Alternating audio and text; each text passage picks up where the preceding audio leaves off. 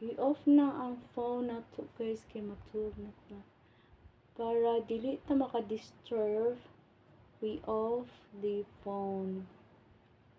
And then off the internet and we flight mode. And then we cannot hear anything here when they have problem with. So guys, nagpa-reschedule ko sa akong hair ng akong pakurtihan tomorrow or next Friday.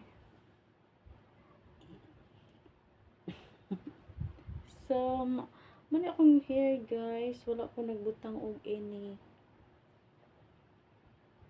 conditioner, only shampoo, natural hair and